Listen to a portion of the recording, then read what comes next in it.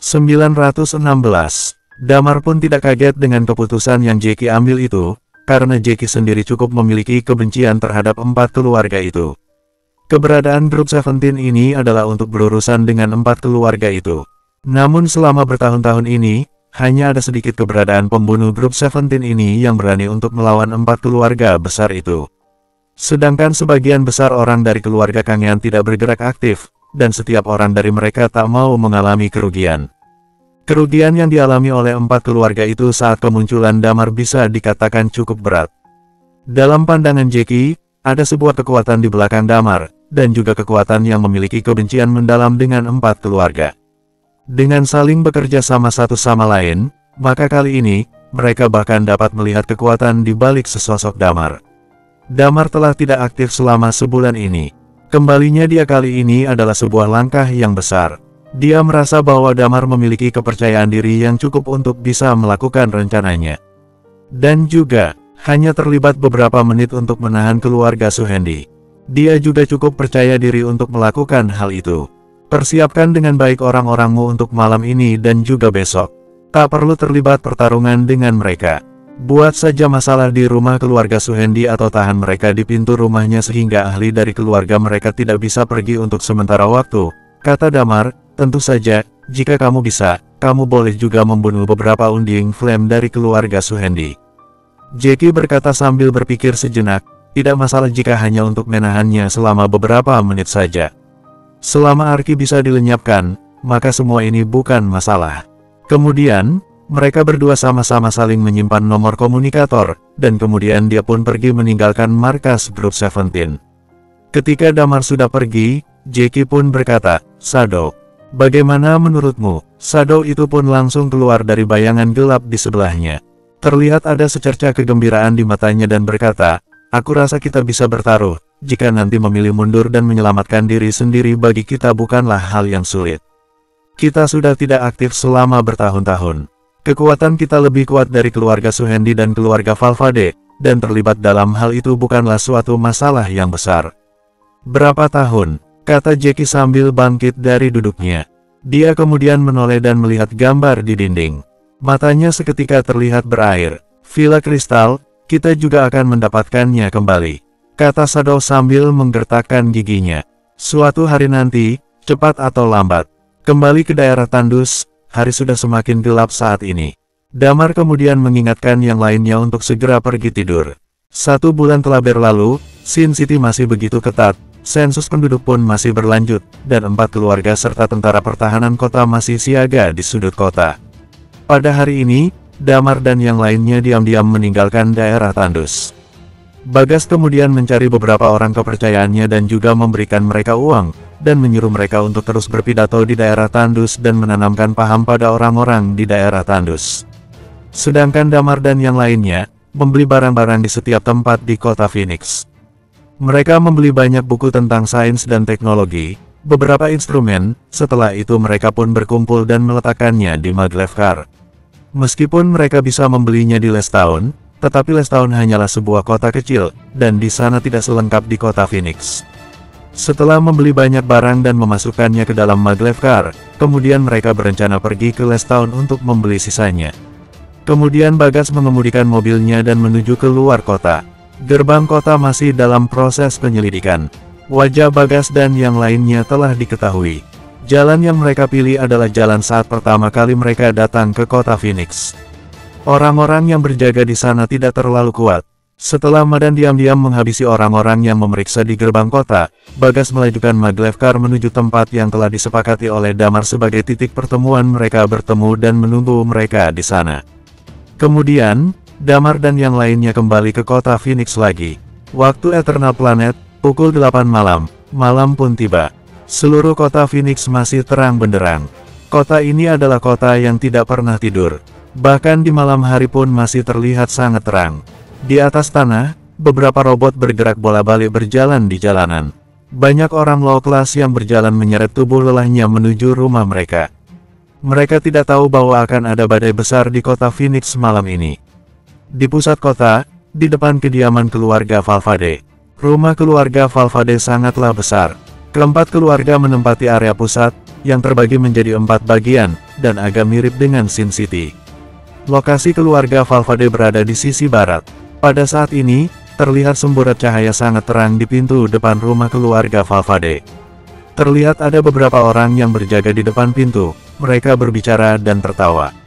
Mereka yang menjaga pintu itu hanyalah seperti sebuah pajangan saja, karena tidak ada yang mungkin berani melakukan tindakan macam-macam terhadap tempat tinggal 4 keluarga ini. Di seberang rumah keluarga Valvade, terlihat ada juga beberapa orang yang lewat di depan rumah itu yang melihat kediaman keluarga Valvade dengan ekspresi kekaguman di wajah mereka. Damar berdiri di bawah lampu jalan. Dia membawa sebilah pedang dan pedang di belakang punggungnya. Jika lebih diperhatikan lagi, maka posisinya saat ini tepat berada di sebuah jalan.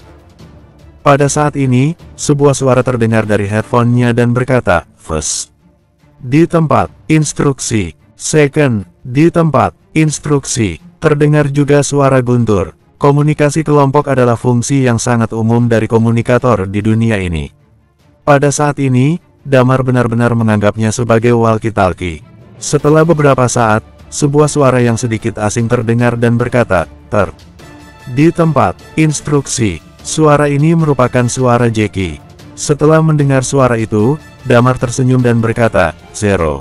Di tempat." Kemudian dia melemparkan sebatang rokok yang ada di sudut mulutnya ke tanah dan mematikannya. Baru saja mematikan rokoknya, di sebelahnya ada sebuah robot pembersih yang segera membungkuk dan menyingkirkan puntung rokok itu di tanah. Seluruh jalanan sangatlah bersih dan tak berdebu.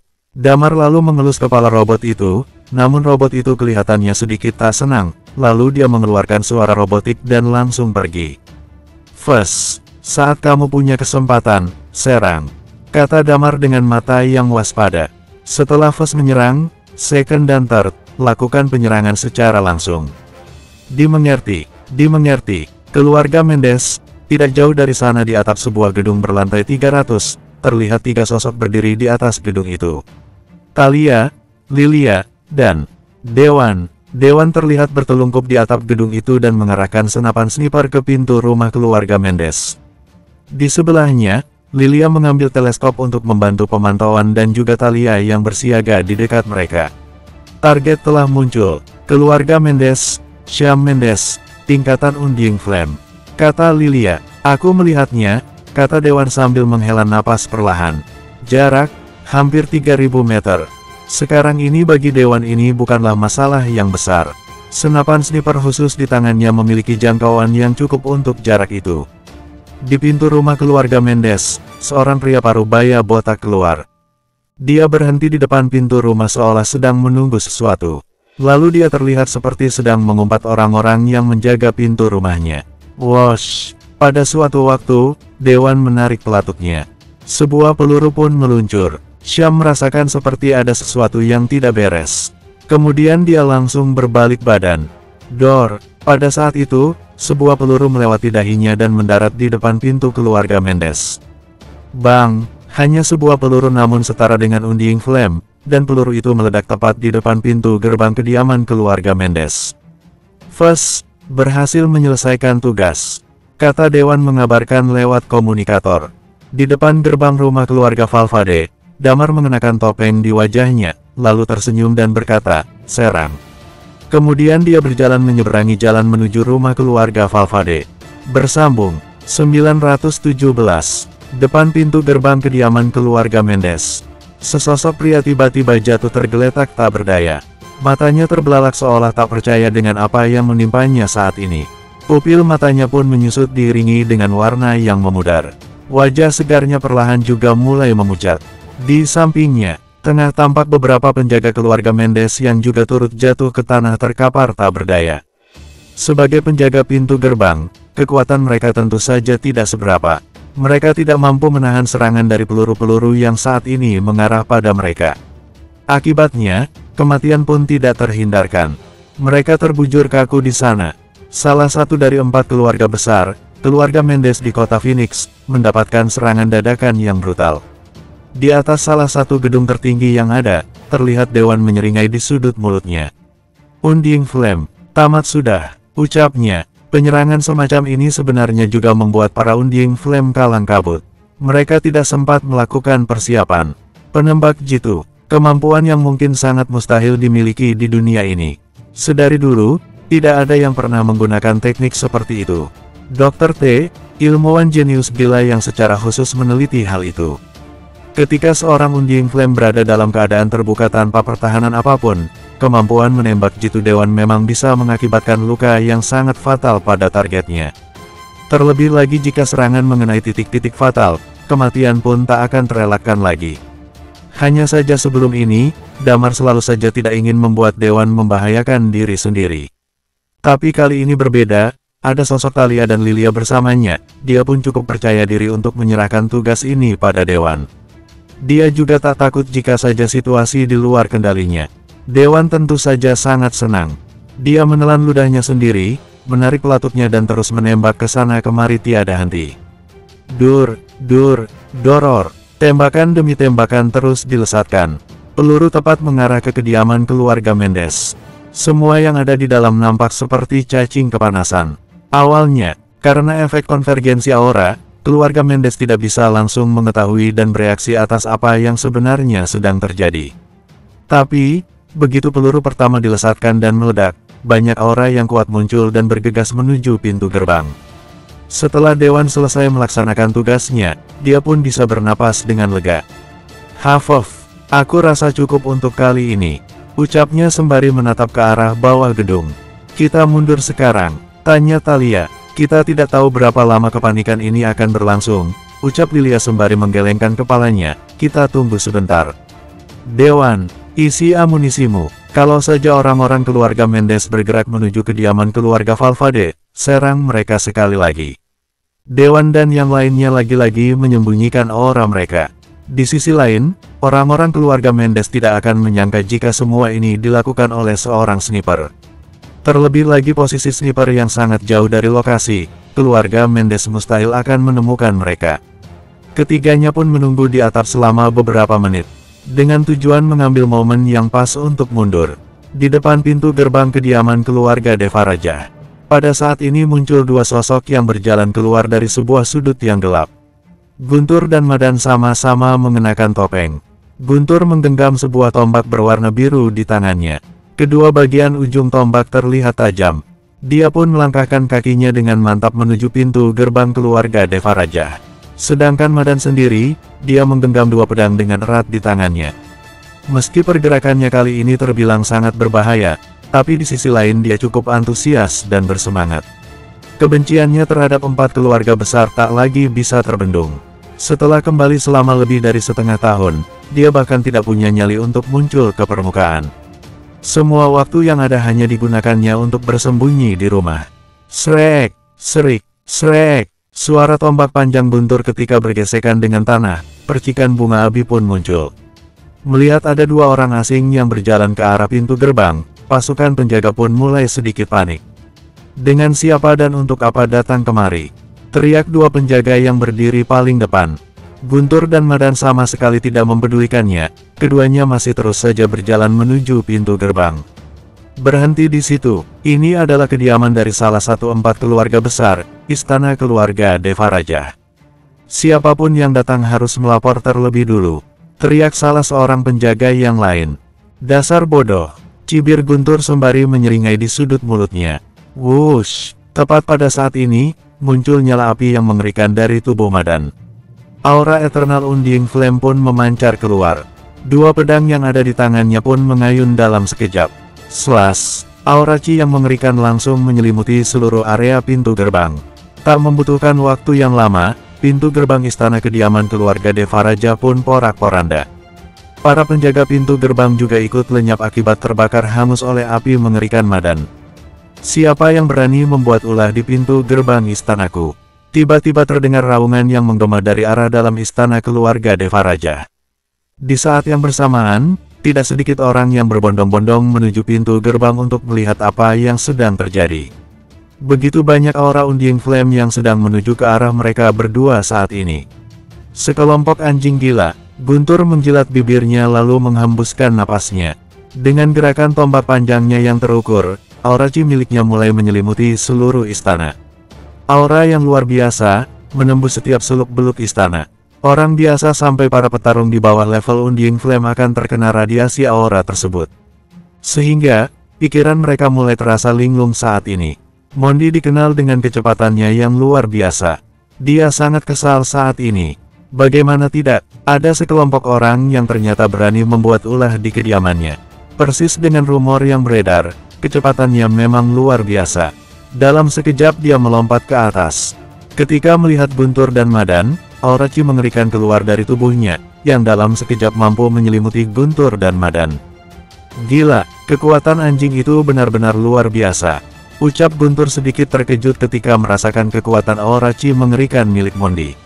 Madan mengangkat matanya dan kemudian menekan tubuhnya sendiri. Wuss, sepasang sayap tiba-tiba keluar dari belakang punggungnya. Bagaimana situasinya? Tanya Madan sambil melirik ke arah Guntur. Aura Qi sudah menyelimuti banyak orang di sini. Selama mereka saling bersentuhan, seharusnya aura Qi akan cepat menyebar. Aku.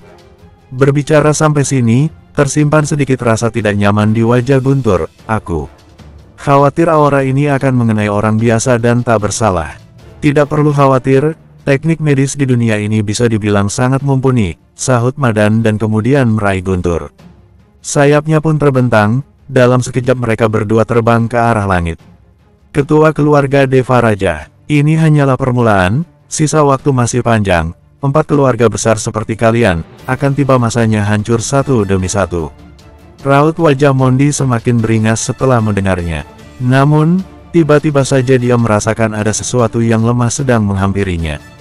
Dia mencoba menarik napas sejenak, tapi apa deh? Dalam sekejap ekspresi di wajahnya langsung berubah.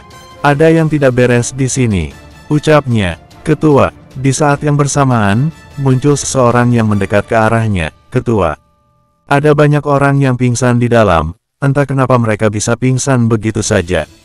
Tak jauh dari kediaman keluarga Suhendi, nampak bayangan hitam di atas tanah. Sesampainya di depan pintu gerbang kediaman keluarga Suhendi, di antara bayangan hitam itu muncul sebuah sosok secara tiba-tiba.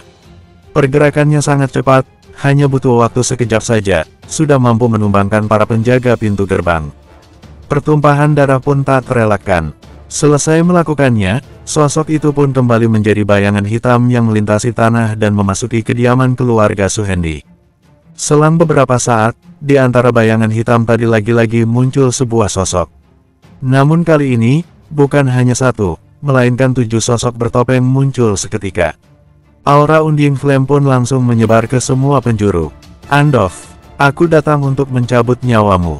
Di saat yang bersamaan, teriakan Jeki menggema di kediaman keluarga Suhendi. Tak lama sebuah aura Eternal Undying Flame muncul dari dalam tubuhnya. Kekuatannya pun tak perlu diragukan lagi. Selanjutnya, 7 sosok lainnya segera menyebar ke seluruh penjuru untuk melakukan pembantaian. Tentu saja, dibandingkan dengan tim Lilia dan juga tim Guntur, kegaduhan yang dibuat oleh Jeki memang cukup besar. 7 orang Undying Flame bergerak bersamaan menuju kediaman keluarga Suhendi. Akibatnya, kerusakan yang ditimbulkan juga jauh lebih besar. Semuanya terjadi secara bersamaan. Tembakan pertama Dewan seolah menjadi sinyal untuk yang lainnya bergerak di saat yang bersamaan. Demikian pula Damar, dia juga bergerak saat ini. Dengan membawa 2 pedang di punggungnya, serta memakai topeng di wajah, dia bergerak menuju kediaman keluarga Valvade. Di pintu gerbang, beberapa orang penjaga melihat kedatangan Damar. Siapa di sana? Tanya salah seorang penjaga sembari mengernyitkan keningnya. Damar tak mengatakan sepatah kata pun, sosoknya seperti hantu, dia mampu melewati pintu dalam sekejap. Tanpa menoleh ke arah belakang, beberapa penjaga sudah terkapar bersimbah darah di tanah. Yang mengejutkan adalah, dia melakukannya tanpa harus mengeluarkan pedangnya. Karakteristik angin yang dimilikinya mampu menghabisi mereka dengan mudah. Dia melewati pintu gerbang begitu saja.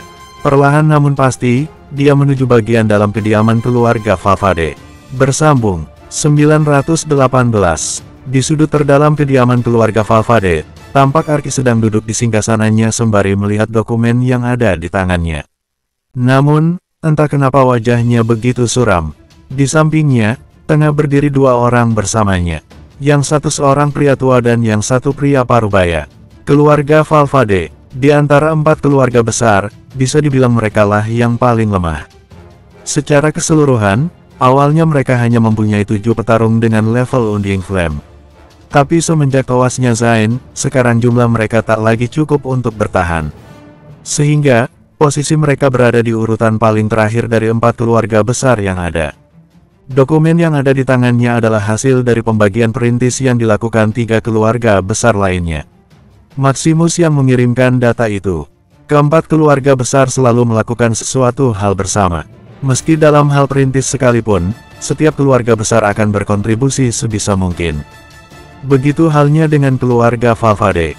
Tapi, entah kenapa hasil yang dibagikan justru tidak sama rata. Hal ini pun yang membuat keluarga Valvade kesal. Hasil yang diterima keluarga Valvade terlalu sedikit. Ketua, terlihat seorang pria parubaya dengan raut wajah yang kesal. Mereka benar-benar kelewatan sekarang.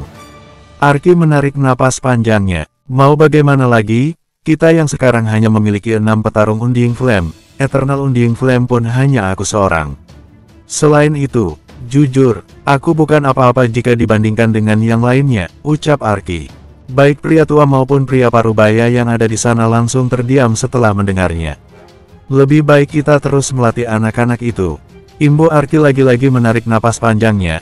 Jumlah Undying Flame menentukan posisi kita di antara 4 keluarga besar. Tidak peduli apapun itu, 4 keluarga besar sudah terikat satu sama lain. Mereka tidak akan bersikap kelewatan. Tiba-tiba, terdengar suara teriakan kesakitan dari arah luar. Raut wajah Arki seketika berubah. Dan hanya dengan satu tangannya, pedang panjang seperti kristal sudah tergenggam di tangannya saat ini. Siapa itu? Ucap pria tua dengan wajah yang mulai panik. Cepat kita keluar dan lihat apa yang sedang terjadi. Sahut Arki dengan wajah keheranan. Arki bergegas menuju luar ruangan. Tak lama setelah berlari keluar, dia melihat sebuah sosok sedang terlempar ke arahnya. Dengan sigap dia menangkapnya. Setelah beberapa saat, dia pun tersadar jika orang yang ditangkapnya barusan tak lagi bernapas, alias tewas. Dia menatap ke arah depan sudut matanya. Sebuah sosok mengenakan topeng dengan 2 pedang di punggungnya sedang berjalan menuju ke arahnya. Tidak banyak aura yang terlihat pada sosok bertopeng itu. Tapi Arki tahu, siapapun itu, selama bisa menerobos masuk ke dalam istana, setidaknya pasti memiliki level aura tingkat Undying Flame. Atau bisa jadi, musuh yang ada di hadapannya ini, yang berani membuat onar di kediamannya, memiliki kekuatan aura dengan level Eternal Undying Flame. Musuh 4 keluarga besar tidaklah banyak, di kota Phoenix ini, sudah bertahun-tahun lamanya tidak ada yang berani melakukan hal semacam ini. Arki mencoba mengamati Damar sekilas. Dia mulai berpikir sebenarnya siapa sosok yang ada di depannya ini. Siapa kamu? Dari mana asalmu? Tanya Arki pada Damar dengan raut wajah yang suram. Begitu melihat Arki, tatapan Damar juga tak bisa jauh-jauh memperhatikan 2 petarung Undying Flame yang sedang bersamanya. Aku adalah orang yang akan mencabut nyawamu, jawab Damar. Di belakangnya, 2 buah pedang tiba-tiba melesat terbang. Aura Chi pun meningkat drastis menyebar ke seluruh penjuru. Selama itu pula, beberapa Undying Flame juga ikut tewas dalam sekejap. Ternyata seorang Eternal Undying Flame. Ekspresi wajah Arki seketika berubah. Dia pun berteriak pada orang yang ada di sampingnya, cepat minta bantuan Mondi sekarang, aku akan menahannya untuk sementara waktu. Benar saja, pada saat Damar mengeluarkan aura Chi-nya yang mengerikan, Arki merasakan jika sosok Damar terlalu kuat untuk dilawan. Karena terlalu kuat, sampai-sampai membuatnya gemetar ketakutan. Dia khawatir sosok Damar ini bisa jadi akan membunuhnya dengan sangat mudah. Salah satu pria yang bersama Arki pun juga dibuat gemetar ketakutan. Dia segera mengangguk dan bergegas pergi meninggalkan kediaman Valvade. Memangnya, kamu bisa kabur dari sini? Ucap Damar sedikit menghina. Di saat yang bersamaan, dia mengayunkan pedang yang ada di tangan kanannya. Dragon Head, seberkas cahaya tiba-tiba muncul dari dalam pedang dan sosok Undying Flame yang barusan ingin meninggalkan lokasi pun terkena serangan Dragon Head. Dia jatuh dari langit menghantam tanah. Sepertinya, kecil kemungkinan jika dia masih hidup saat ini. Dengan kekuatan Damar yang saat ini, dia mampu membantai seorang Undying Flame biasa hanya dalam beberapa detik saja. Pedang perunggu kuno juga keluar dari sarungnya. Tanpa basa-basi lagi, dia langsung mengarah ke petarung Undying Flame yang lainnya. Di saat yang bersamaan, pedang Dragon Sword juga ditarik keluar. Raut wajah Arki semakin memucat setelah menyaksikan ini. Namun, dia tidak terburu-buru melakukan serangan. Dia berencana untuk mengobrol dengan Damar sejenak, dengan harapan mampu mengulur sedikit waktu. "Tuan, sebenarnya siapa kamu? Mari kita bicarakan masalah ini baik-baik," ucap Arki sembari menatap Damar dan menelan ludahnya sendiri. 3 jurus. Damar mengacungkan 3 jarinya menghadap Arki. Arki terdiam tak mengerti, dia bahkan mengerutkan keningnya. "Maksudnya, sebenarnya apa yang ingin kamu lakukan? Kita bisa duduk santai membicarakannya, tidak perlu sampai membantai seperti ini," ucap Arki. "Aku bilang, dengan 3 jurus aku akan membunuhmu." Selesai kalimat itu terlontar, kaki Damar pun bergerak. Kali ini, tidak ada keraguan dalam dirinya. Dia bergerak dengan cepat, karakteristik angin yang dimilikinya pun semakin membuatnya mampu bergerak dengan cepat. Dalam sekejap, dia sudah ada di hadapan Arki. Di saat yang bersamaan, muncul kilatan listrik di pedang Dragon Sword miliknya. Dari semua karakteristik yang Damar miliki, tidak diragukan lagi jika karakteristik kilat yang didapat dari Ruby mempunyai daya mematikan dan ledakan yang mengerikan. Damar sebisa mungkin tidak mengekspose tulang naga miliknya. Bagaimanapun, dia tidak bisa membunuh seluruh keluarga Valvade dalam sekejap. Targetnya hanya satu, Arki. Pada saat ini, orang-orang keluarga Valvade tahu jika Damar hanya seorang diri meringsek masuk ke dalam kediamannya. Jika karakteristik yang dikeluarkannya semakin banyak, maka berita tulang naganya akan tersebar kemana-mana. Dengan kekuatan yang Damar miliki saat ini, begitu tulang naga terekspos, maka akan menimbulkan banyak masalah. Oleh sebab itu, dia tidak bisa menggunakan banyak karakteristik ketika melawan Arki saat ini. Dia hanya memilih karakteristik angin dan kilat. "Tumpukan gelombang," teriak Damar. Pedang Dragon Sword yang ada di tangannya sedikit meraung. Dia melancarkan serangan tepat mengenai Arki. Raut wajah Arki memucat. Dia tahu jika pertarungan ini tidak bisa dihindari. Apa boleh buat, dia pun meringsek maju melawan Damar. Kegaduhan yang mereka buat sangatlah besar. Keluarga besar lainnya pun berjarak tidak jauh dengannya. Selama bisa mengulur waktu sedikit saja, dia yakin akan mendapatkan bala bantuan dari keluarga besar lainnya. Dengan begitu, kesempatan pun akan dia dapatkan. "Bocah tengik, kamu pikir aku bisa kamu kalahkan dengan mudah?" teriak Arki dengan meluapkan semua emosinya. Di saat yang bersamaan, semburan cahaya keemasan menjalar di seluruh bagian tubuhnya. Aura yang tajam pun menyebar. Dalam sekejap, muncul aura membunuh yang kuat dari dalam tubuh Arki. Karakteristik logam, mampu membunuh dan menghancurkan apapun yang dilewatinya. Boom! Damar mengerahkan seluruh energinya. Dengan mereka berdua menjadi pusat, energi Chi yang mengerikan menyebar ke seluruh penjuru. Undying Flame yang berada di lokasi pun terkena dampak yang lumayan dari kekuatan energi seorang Eternal Undying Flame.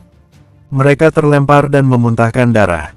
Pada saat yang sama, Damar menggunakan 2 fungsi terpisah. Pedang perunggu kuno bergerak dan menyambar Undying Flame yang ada di lokasi.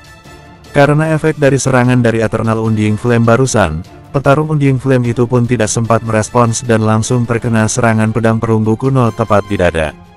"Draco!" teriak Arki. Orang itu adalah Draco, anak kandung Arki.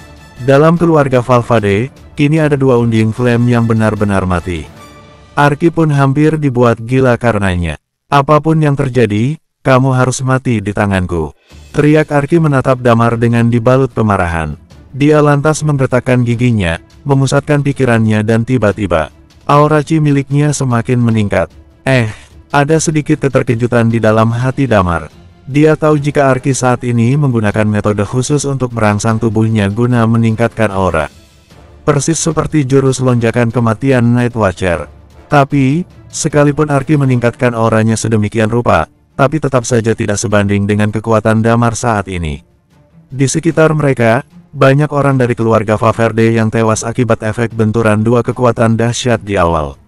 Oleh karena itu, bagi mereka yang masih hidup, mereka lebih memilih untuk menjauh menyelamatkan diri. Sedangkan Arki, dia bergerak mengayunkan pedangnya ke arah Damar. Saat ini, luapan emosinya tak lagi bisa terbendung. Dragon Breath, tatapan mata Damar sedikit tenggelam. Energi Chi-nya tengah mencapai puncak. Deru angin di sekitar pun berhembus dengan kencangnya dan menghalangi setiap pandangan. Orang-orang yang barusan melarikan diri tidak menyadari jika sosok bayangan naga muncul di langit malam ini. Bayangan itu seolah-olah telah membuka matanya dan akan segera menancapkan cakarnya ke arah bawah. Di kediaman keluarga Devaraja, Dewan, Lilia dan Thalia bergerak turun dari gedung tinggi yang berada jauh dari lokasi keributan. Mereka seperti orang biasa yang seolah-olah tak ada yang terjadi pada mereka saat ini. Mereka menghentikan sebuah maglev car dan melaju keluar dari kota Phoenix. Di langit, terdapat sebuah bayangan melayang melintasi mereka. Bayangan itu memiliki sepasang sayap baja nan lebar. Tak lama, muncul dua sosok pria melayang di udara. Di saat yang bersamaan, juga ada tiga sosok bayangan ungu di belakang mengikuti mereka. Apa itu? Ucap Guntur menatap bayangan ungu. Seharusnya benda itu adalah drone, untuk sementara waktu kita tengah diikuti. Ucap Madan dengan wajah yang suram. Sialan, apa kita bisa menghindar dari intaian mereka? Tanya Guntur dengan raut wajah kesal. Bersambung, 919. Benar saja, keluarga Devaraja telah menerbangkan banyak drone pengintai. Meski dibilang drone, tapi wujud dan bentuknya sangat berbeda dengan drone yang ada di bumi. Mereka tidak terlihat seperti drone, melainkan lebih seperti sepasang mata. Mengenai sumber kekuatannya, kemungkinan besar berasal dari batu energi. Mainan seperti itu lebih terlihat seperti lalat. Jumlah mereka banyak dan mengikuti siapa saja yang mencurigakan dengan cermat. Benda-benda itu umumnya digunakan sebagai alat pendeteksi. Terlihat jelas jika orang-orang keluarga Devaraja tidak ingin membiarkan kita pergi dengan mudah. Ucap Madan, tapi, benda-benda itu juga tidak berguna. Sebentar lagi aku akan membereskan mereka. Mendengar hal itu, Guntur tahu jika Madan mempunyai cara untuk mengatasinya. Dia pun tak lagi menghiraukan drone itu. Tepat pada saat ini, terdengar sebuah suara di telinga mereka, kalian boleh mundur sekarang. Damar sudah membereskannya, ucap Guntur terlihat sumringah. Keluarga Suhendi, pada saat ini, sudah terjadi pertempuran besar-besaran di tengah kediaman keluarga Suhendi. Akibat dari serangan beberapa Undying Flame, tidak sedikit bangunan megah nampak porak-poranda. Mundur, tiba-tiba saja ada suara yang menggema di telinga mereka. Kemudian, muncul semburan asap dari salah satu Undying Flame. Hanya dalam sekejap, asap itu telah menyelimuti sekeliling. Tak lama, sebuah bayangan hitam muncul di tengah asap. Bayangan hitam itu menyapu beberapa orang lainnya dan mengubah mereka juga menjadi bayangan hitam. Dalam sekedipan mata, mereka telah menghilang dari kediaman keluarga Suhendi. Setelah asap menghilang, barulah Andov muncul bersama yang lainnya. Ada berapa yang tewas? Tanya Andov dengan wajah yang suram. Banyak, Ketua, tapi untuk lebih detailnya, kita masih belum bisa memastikannya. Mengenai Undying Flame, muncul seseorang yang lain menghampiri Andov. Glenn sudah tewas terbunuh. Sial, Andov memukul pilar dengan telapak tangannya. Dalam sekejap, pilar tersebut langsung runtuh. Sebenarnya siapa mereka? Seorang pemuda nampak menghampiri Andov. Berani-beraninya mereka menyerang kita kota Phoenix. Ucapnya sembari menyeka darah yang ada di bibirnya. Mereka adalah orang-orang keluarga Kangean. Jawab Andov dengan geram, kita tahu jika selama ini keluarga Kangean tidak terdengar kasak-kusuknya di kota Phoenix. Tapi siapa sangka setelah bertahun-tahun berlalu, mereka berani menyerang kita. Bagaimana jika kita menyerang balik mereka? Ucap pemuda itu dengan kesal. Menyerang balik, ucap Andov dengan wajah yang suram. Apa kamu tidak menyadari meski pertarungan barusan berlangsung lama, tapi kenapa bantuan tak kunjung datang membantu kita? Maksudnya, tanya pemuda itu, penyerangan kali ini, seharusnya tidak hanya tertuju pada kita, tapi juga dengan 4 keluarga yang lain, ucap Andov sembari menatap ke langit memperhatikan drone yang sedang berkeliaran ke sana kemari. Hujan badai akan segera tiba. Tiba-tiba, komunikator milik Damar berbunyi. Bayangan hitam melintas melalui kegelapan kota Phoenix. Setelah beberapa saat, mereka masuk ke dalam maglev car di tengah kota. Setelah bergerak, muncul 7 sosok di dalam maglev car. Jackie melepas topengnya dan segera bertanya, Damar, apa kamu sudah membereskannya? Kamu sudah menghabisi si sialan Arki?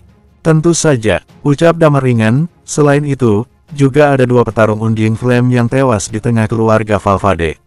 Mulai hari ini dan seterusnya, keluarga Valvade akan dikeluarkan dari 4 keluarga besar. Ada kilatan kebahagiaan di mata Jackie setelah mendengarnya. Di mana kita akan berkumpul?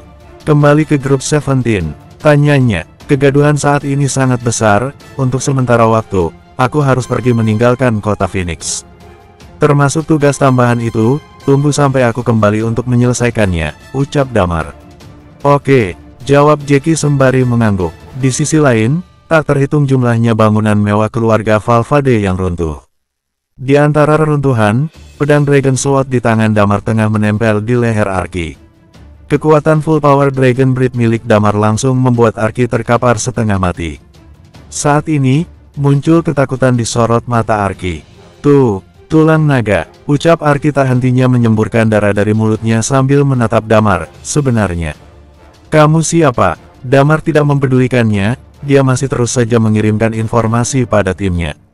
Setelah dirasa cukup, dia matikan komunikator miliknya dan menundukkan kepala menatap Arki. Aku sudah mengatakannya, aku adalah malaikat pencabut nyawamu. Ucap Damar dengan ringan, jangan khawatir, bukan hanya kamu yang akan mati. Nantinya, satu persatu dari tetua sialan dari keluarga besar lainnya akan menyusulmu. Dan juga, semua anak keturunanmu, satu pun tidak akan ada yang aku biarkan lolos. Raut wajah Arki pun menyusut setelah mendengar ucapan Damar. Dia tahu, akhirnya selama bertahun-tahun muncul seseorang yang berani berhadapan dengan 4 keluarga besar. Dan setelah kematiannya, keluarga Valvade tak lagi ada petarung Undying Flame. Itu artinya, mereka akan terhapus dari keanggotaan 4 keluarga besar. Memikirkan hal ini, dia pun nampak geram. Tuan, aku tidak bisa menebak siapa dirimu. Tapi, jika kamu mengampuniku, aku akan memberimu sebuah informasi. Aku bisa memberitahumu sebuah tempat yang banyak tersimpan tulang abadi. Informasi ini hanya 4 keluarga besar yang tahu, ucapnya. Mendengar itu, mata Damar terlihat beringas. Pergelangan tangannya bergetar dan Dragon Sword menebas leher Arki. Kepalanya pun menggelinding. Aku adalah orang yang berasal dari tempat itu. Kalian memberi penduduk bumi kesengsaraan. Aku akan perlahan mengembalikan kesengsaraan itu pada kalian. Ucap Damar sembari menatap ke arah Arki yang saat ini tak lagi bernyawa. Bip, bip, bip. Tepat pada saat ini, komunikator milik Arki berbunyi. Damar menaruh Dragon Sword kembali ke punggungnya. Di sekelilingnya, tidak ada satupun orang yang berani mendekat. Orang-orang keluarga Valvade tengah berusaha menyelamatkan diri. Damar berjalan menghampiri komunikator milik Arki. Dia pun menekan tombol terima. Di dalam komunikator, beberapa suara terdengar sedang melakukan obrolan. Kita diserang, banyak korban tewas, entah siapa yang melakukannya. Di tempatku juga sama, tiba-tiba muncul orang-orang dari keluarga Kangean, akibatnya satu Undying Flame tewas. Di tempatku juga, pintu gerbangku hancur lebur. Sekarang, ada banyak orang yang terjangkit sebuah penyakit di sini. Benar-benar merepotkan, tapi drone milikku sudah bergerak dan mengikuti mereka berdua. Yang mengejutkan, mereka juga mempunyai sayap keluarga purba. Arki, bagaimana di tempatmu? Pada saat ini, mereka mulai bertanya pada Arki. Damar menyeringai sambil memegang komunikator. Dengan suara seraknya, Damar pun mulai berkata, Arki sudah tewas di tanganku. Dalam sekejap, suasana mendadak hening. Setelah beberapa saat, barulah Mondi membuka suara, sebenarnya siapa kalian?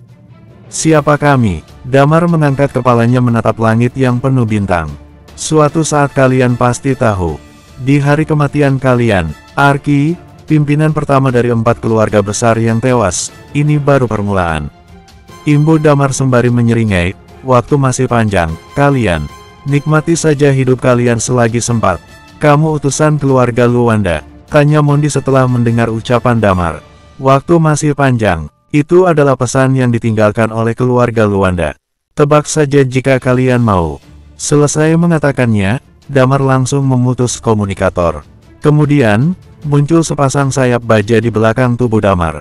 Dia kepakkan sayapnya dan langsung terbang ke langit. Kata terakhir yang diucapkannya barusan sebenarnya untuk menyesatkan Mondi. Waktu masih panjang, adalah kata yang sering diucapkan oleh Axel. Damar sengaja menggiring masalah ini ke keluarga Luanda yang ada di kota Lukido. Tentu saja ini tidak akan memberi keluarga Luanda banyak masalah. Keluarga Luanda di kota Lukido lebih kuat berkali-kali lipat jika dibandingkan dengan 4 keluarga besar yang ada di kota Phoenix. Dia sengaja mengaburkan masalah ini dan membuat 4 keluarga besar was-was. Dia butuh waktu istirahat untuk kembali ke bumi. Dan setelah selesai, dia akan kembali ke dunia ini membuat perhitungan dengan 4 keluarga besar. Di langit kota Phoenix, Damar mengepakkan sayapnya dan bergerak dengan kecepatan penuh. Melihat kota Phoenix yang terang benderang di bawah, tatapan mata Damar nampak tenang. Pada saat yang sama, di Villa Kristal, sebuah maglev car terhenti di sekitar villa. Talia dan yang lainnya membayar ongkos. Setelah turun dari kendaraan itu, mereka bertiga bergegas menuju Villa Kristal. Tak berselang lama, muncul dua sosok bayangan melayang di udara bergerak mendekat. "Dewan," ucap Talia memperingatkan Dewan. Dewan langsung mengerti. Dia segera berjongkok dan mengarahkan senapannya ke arah langit, tepat mengenai cahaya ungu di belakang. Di saat yang bersamaan, Guntur mulai mendarat dari langit. Madan kembali membuka sayapnya dan api di sekujur tubuhnya pun kembali menjalar. Dia berbalik dan segera menyerang drone dan Purple Ghost yang mengikuti mereka. Masih di waktu yang sama, selain keluarga Valvade, 3 keluarga besar lain nampak mengerahkan semua petarung Undying Flame menuju Villa Kristal. Pasukan pertahanan kota juga dikerahkan untuk menjaga semua pos pemeriksaan di kota Phoenix.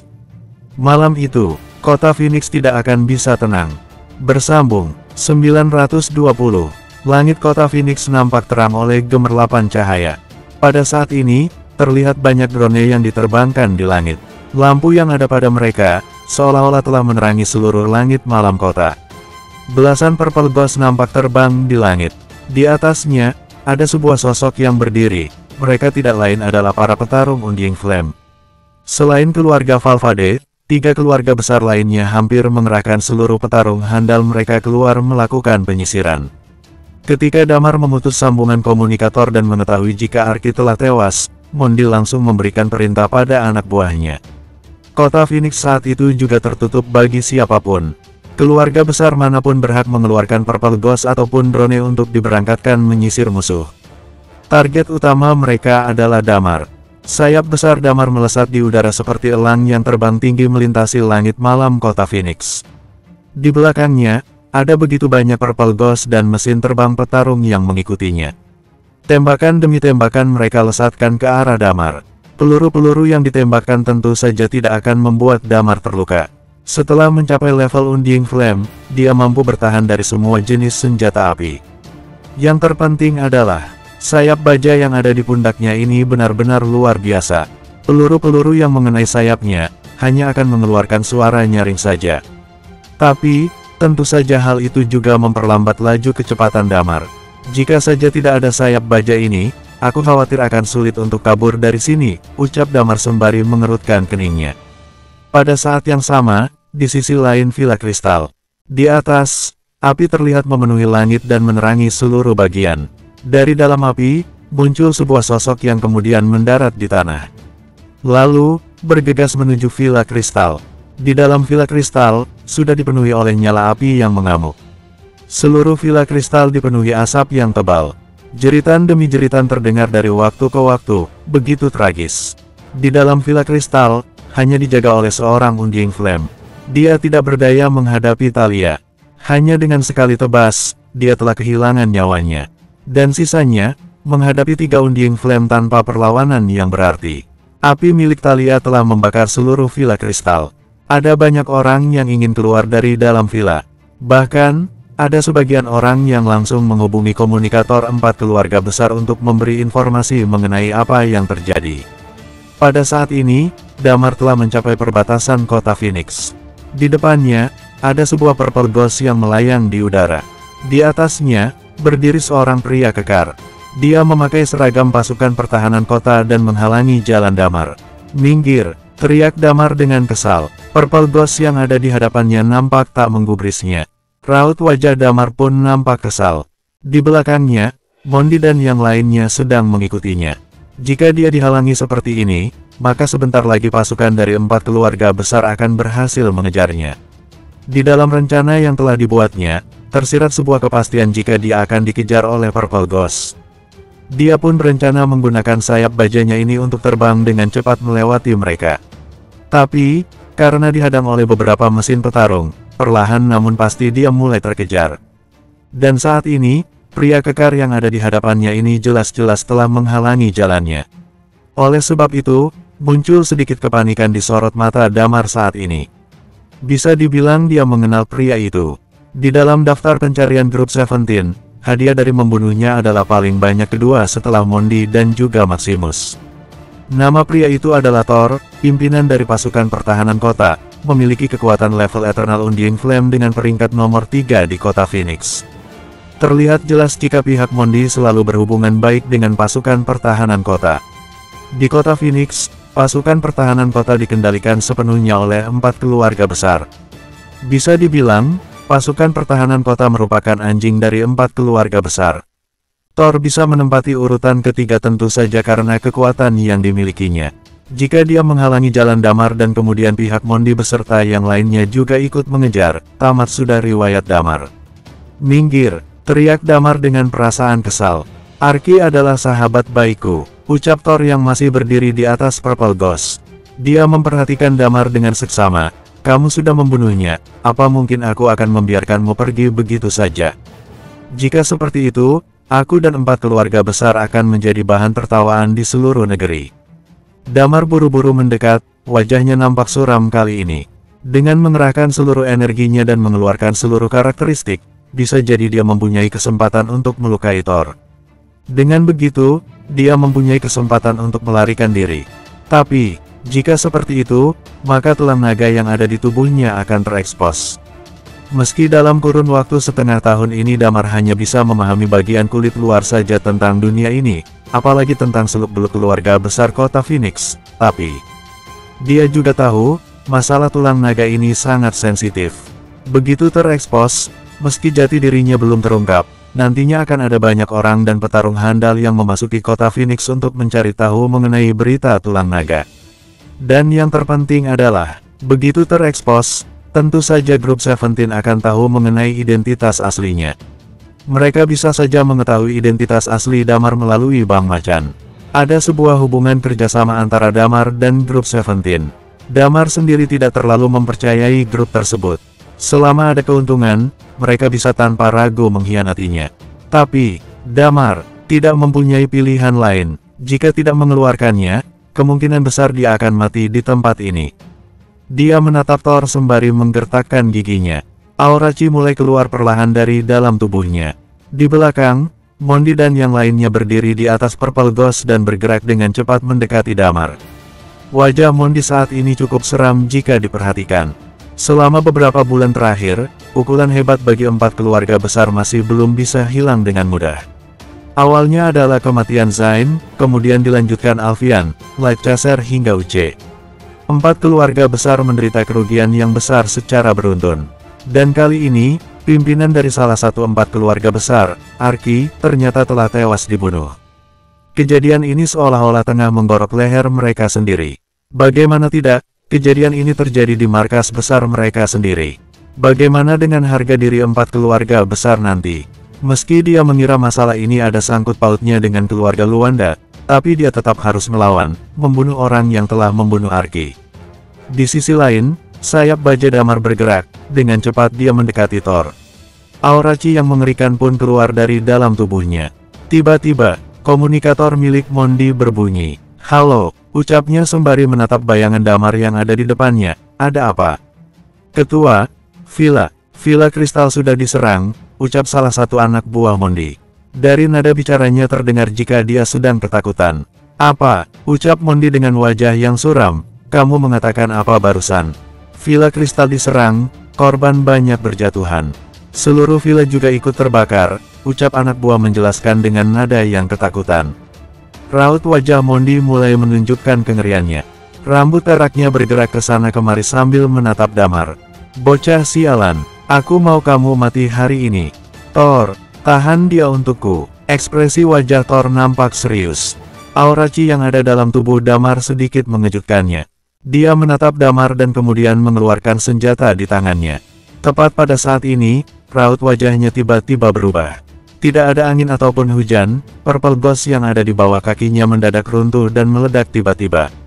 "Ada apa ini?" ucapnya dengan wajah yang keheranan. Damar pun terdiam. Dia tidak tahu dengan apa yang terjadi. Kenapa Purple Ghost tiba-tiba bisa meledak dengan sendirinya. Tapi, dia tidak mempedulikannya. Kesempatan melarikan diri sudah ada di depan mata. Dia pun meningkatkan karakteristik anginnya untuk mempercepat pergerakan sayapnya. Thor, raut wajah Mondi nampak kesal ketika melihat Thor terjatuh. Sialan, tidak jauh dari Mondi berdiri, Maximus juga ada bersamanya. Wajahnya pun sama terlihat kesal saat ini. Cepat kejar dia, tidak peduli bagaimana caranya, aku mau dia mati. Ucap Mondi yang sudah mulai menggila. Mulai malam ini dan setelahnya, 4 keluarga besar hanyalah menjadi bahan tertawaan di seluruh negeri. Mondi, tidak perlu dikejar, kita harus pergi ke Villa Kristal. Di sana, jika terbongkar, tepat pada saat ini, Darmawan mencoba mengingatkan Mondi sesuatu. Ah, sial, teriak Mondi. Aura Chi yang mengerikan pun terpancar keluar. Di perbatasan kota Phoenix, seorang pria tua yang nampak ceroboh sedang duduk di atas tanah dengan memegang sebuah pedang di tangannya. Pedang yang dipegangnya terlihat aneh dan kuno. Rambutnya acak-acakan, entah sudah berapa lama dia tidak keramas. Baju yang dikenakan pun nampak lusuh dan compang camping. Dari penampilannya ini, tidak heran jika orang-orang menganggapnya sebagai pengemis. Di pinggangnya tersemat botol anggur berbentuk labu. Tangan yang satu sedang asik memegang botol labu berisi anggur dan meminumnya. Sedangkan tangan yang satu nampak mengelus-elus seekor anjing besar nan kurus berwarna kuning. Dia menyipitkan matanya menatap langit malam. Keributan apa yang terjadi malam-malam seperti ini? Mengganggu waktu tidur dan minumku saja, ucapnya. Sambil mengatakannya, dia berdiri dengan agak sempoyongan. Melihat ke arah yang Damar tuju, dia pun memancarkan senyuman yang misterius. Tulang naga, hehe, ternyata ada kemajuan, ucapnya.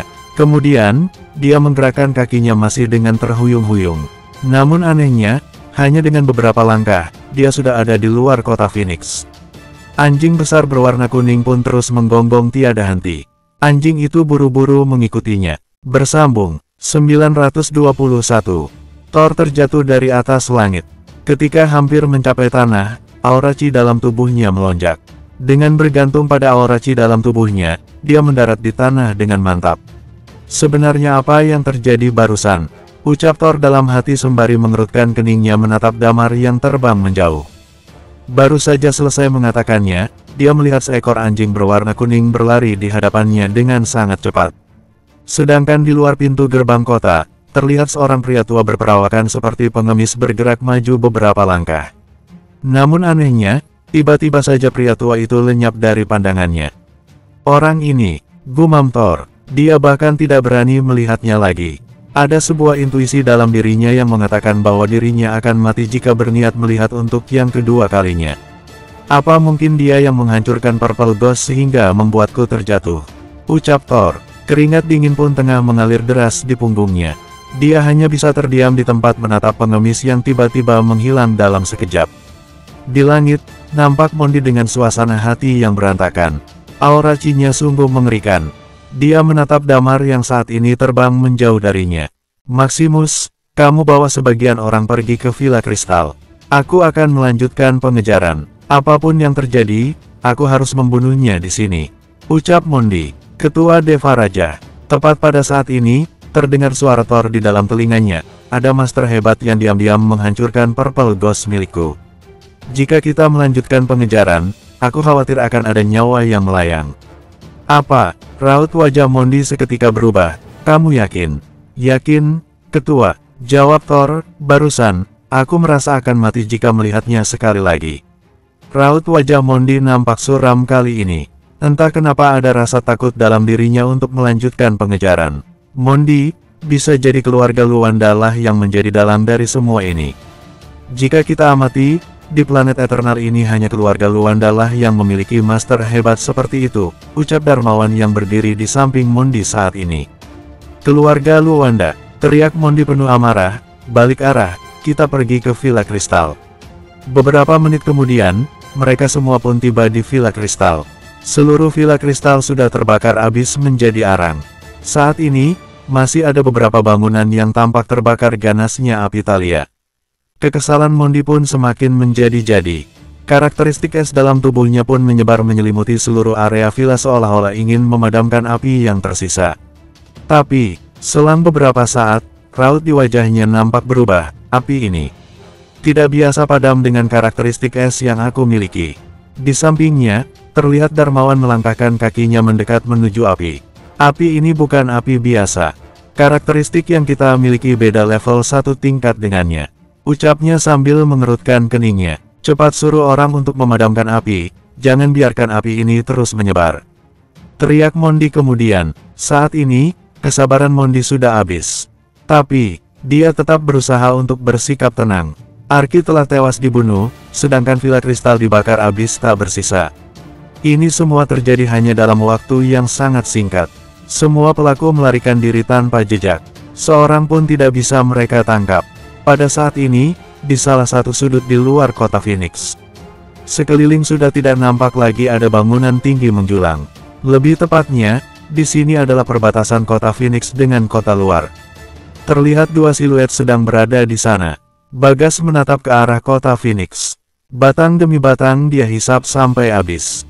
Tidak perlu risau, ucap Lolita sembari memegang tangan Bagas. Mereka semua pasti baik-baik saja.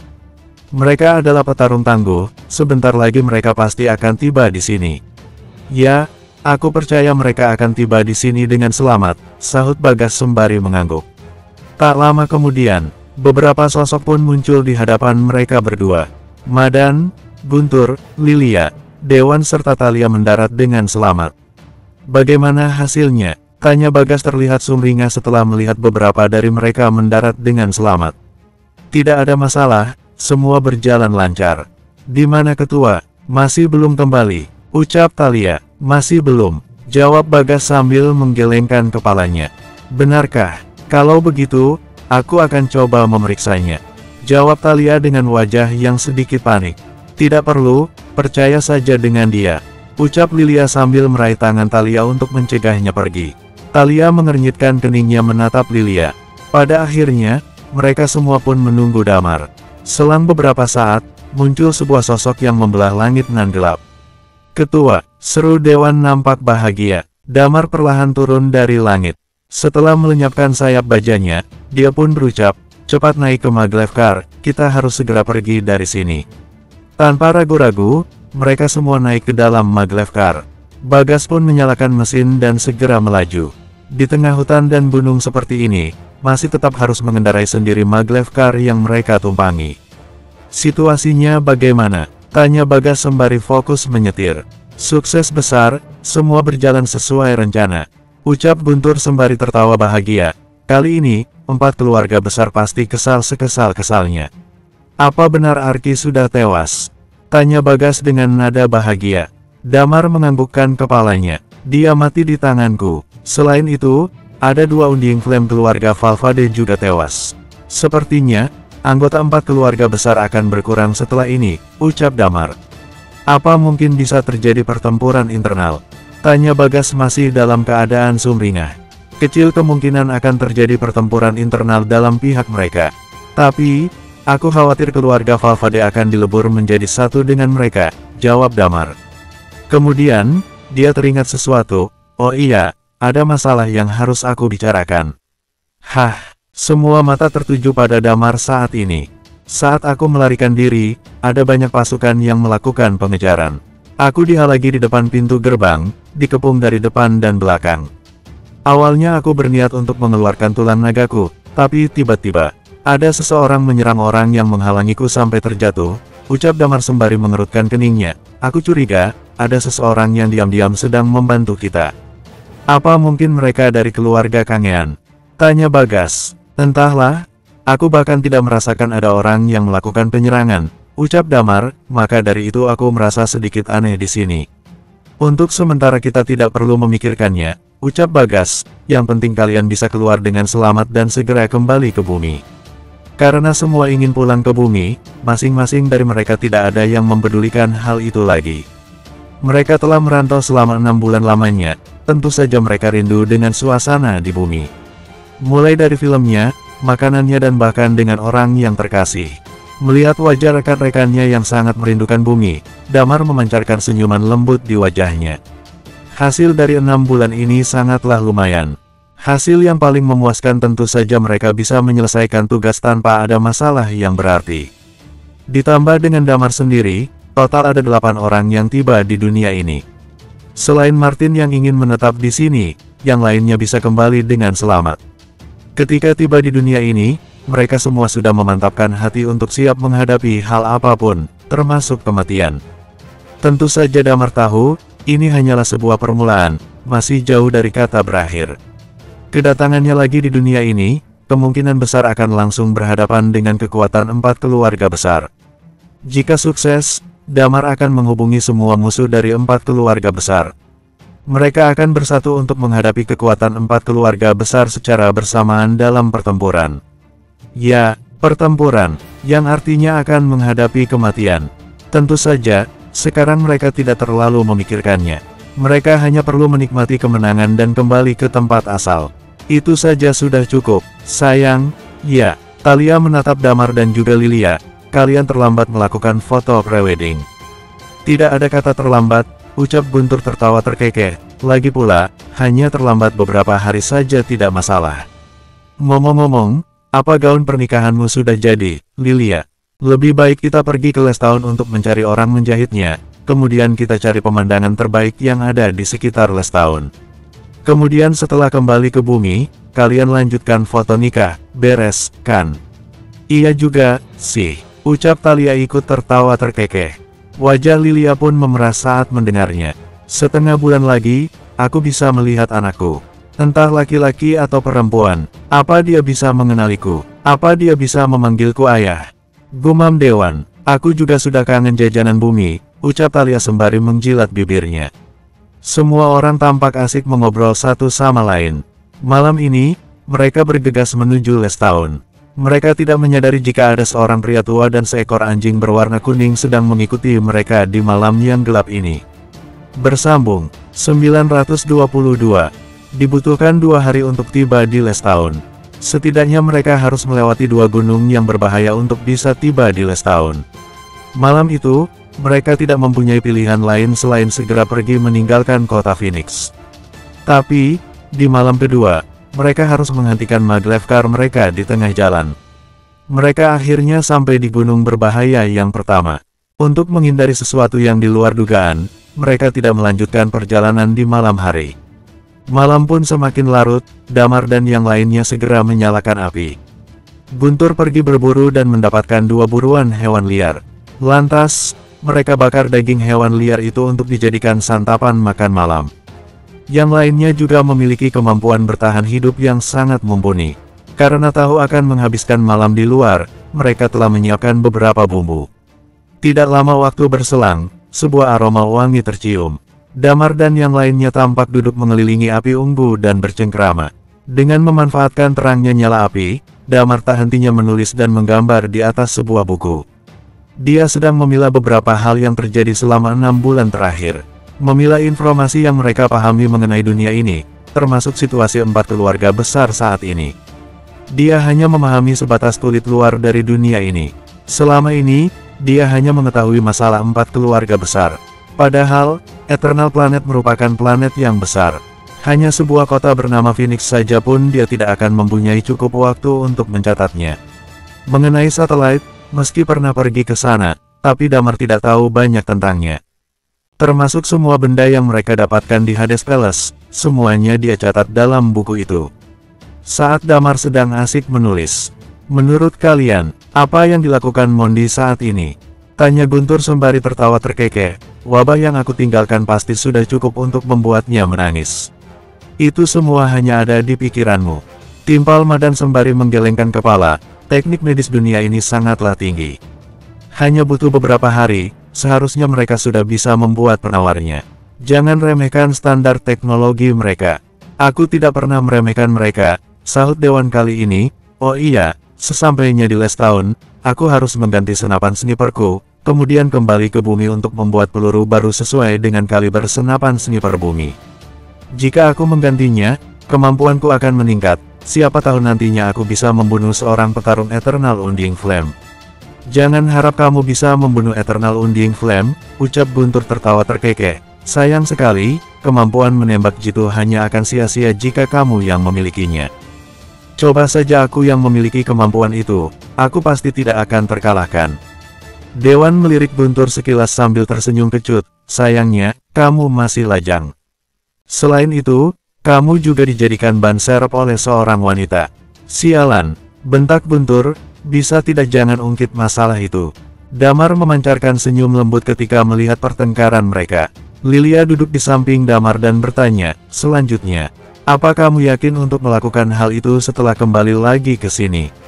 Menurutmu, apa mungkin keluarga Luanda akan membantumu? Aku tidak yakin, jawab Damar sembari menggelengkan kepala. Bisa jadi Axel akan sangat kesal, tapi aku tidak sepenuhnya yakin dengan tujuan keluarga Luanda. Kita tahu keluarga Luanda adalah keluarga adidaya. Sebelumnya, Desi juga sempat membahasnya. Mereka termasuk keturunan langsung kekuatan purba. Tapi entah kenapa mereka memilih berpisah dengan kekuatan purba. Pasti tersimpan sesuatu yang tersembunyi di balik ini semua. Imbu Damar berhenti sejenak. Setelah berpikir dengan hati-hati, dia pun melanjutkan kalimatnya. Selain itu, mereka juga tidak takut dengan kekuatan yang ada di satelit. Jujur, pemahaman kita mengenai planet ini, galaksi ini, masih sangat dangkal. Sulit memang mengakuinya, tapi kita hanya bisa mencobanya. Lilia pun mengangguk setelah mendengar penjelasan Damar. Aku juga merasa, apa yang kita lakukan terakhir kali, sangat bertentangan dengan kekuatan yang ada di dunia ini. Bisa jadi, kita akan menjadi lawan keluarga Luanda. Penjelasan Lilia ada benarnya. Apa yang ingin Bagas lakukan, memang sangat bertolak belakang dengan keinginan para keluarga besar. Ini sama saja telah merebut bagian dari keluarga besar itu sendiri. Jika pergerakan mereka berhasil di kota Phoenix, maka bisa jadi dunia ini akan berantakan dan memulai dari awal lagi. Yang penting kita coba saja, biarkan keluarga Luanda bergerak melawan mereka. Tentu saja kita juga punya kartu as. Jika 4 keluarga besar dimusnahkan, keberadaan kota Phoenix tentu saja masih ada, namun bedanya, keuntungan yang didapat dari kota ini, akan kembali dibagi-bagi, ucap Damar, dan hal itu bisa menjadi topik dalam kerjasama dengan keluarga Luanda nanti. Gok, gok, tepat ketika mereka sedang mengobrol, tiba-tiba terdengar suara lolongan anjing dari arah hutan yang gelap. Damar dan yang lainnya pun mulai waspada. Mata mereka pun tertuju ke arah hutan saat ini. Kemudian, mereka melihat seekor anjing besar nan kurus berwarna kuning muncul dari arah hutan. Ternyata juga ada anjing liar di tempat ini. Ucap Guntur menatap ke arah anjing besar itu dengan perasaan aneh. Sial, kasihan sekali anjing itu, lihat saja keadaannya, kurus kering begitu. Dia anjing terkurus yang pernah aku lihat, tulangnya saja sampai terlihat. Imbu Guntur dengan ekspresi terkejut. Tiba-tiba, raut wajah Damar berubah. Dia sadar jika 2 daging panggang hasil buruan telah hilang 1 ekor. Setelah mencari kesana kemari, pada akhirnya membuat Damar terdiam sambil mengerutkan keningnya. Entah sejak kapan muncul sesosok pria tua di dalam anggotanya. Rambut pria tua itu terlihat menggimbal, entah sudah berapa lama tidak pernah keramas. Pakaian yang dikenakan pun compang camping, tanpa alas kaki dengan kaki terlihat hitam legam. Dari perawakannya, persis seperti seorang pengemis. Tapi anehnya, bulu kuduk Damar berdiri. Saat ini, dia telah berada di level Eternal Undying Flame. Tapi, pria tua itu bisa muncul di sampingnya secara diam-diam. Sebelum aroma daging panggang menghilang, dia justru tidak merasakan apa-apa. Entah seberapa kuat pria tua yang ada di hadapannya saat ini. Pria tua itu tersenyum ke arah Damar setelah melihat tatapan aneh Damar. Aku makan daging buruanmu, ucap pria itu dengan gembira. Tidak peduli panas atau tidak, dia mengambil daging panggang dan langsung memakannya. Setelah selesai dengan 2 gigitannya, dia membuka botol anggur berbentuk labu dan meminumnya. Rasanya begitu nikmat. Dalam dekapannya, nampak sebuah pedang dengan sarung pedang terbuat dari kayu. Tidak ada ukiran yang khas, sekilas justru terlihat biasa-biasa saja. Tapi, Damar tidak berani meremehkannya. Dia tahu pria tua ini adalah seorang petarung handal, bisa jadi dia adalah master yang hebat. Cekak, bocah kecil tidak perlu berkecil hati. Ucap pria tua itu sambil tertawa terbahak-bahak, aku hanya memakan 1 ekor daging buruanmu saja. Sebagai gantinya, ini, aku kasih kamu seteguk anggur milikku. Selesai mengatakannya, dia menyerahkan botol anggur berbentuk labu itu pada Damar.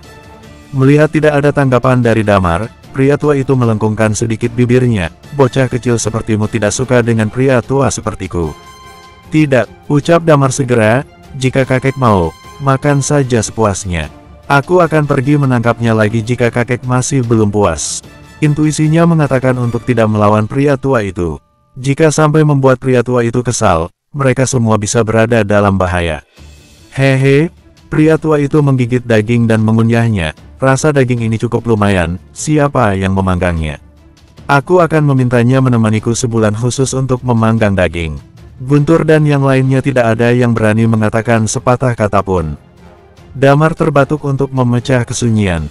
Jika aku mengatakan kita tidak tahu siapa yang memanggangnya, sebelum kita datang daging ini sudah terpanggang di sini, apakah kakek percaya?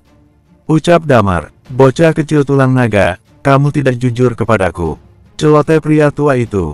Jantung Damar berdetak kencang setelah mendengar ucapan pria tua itu. Kewaspadaan dalam dirinya pun tiba-tiba bangkit. Pria tua itu melirik ke arah Damar dan yang lainnya. Dia sama sekali tidak mempedulikan kewaspadaan mereka saat ini.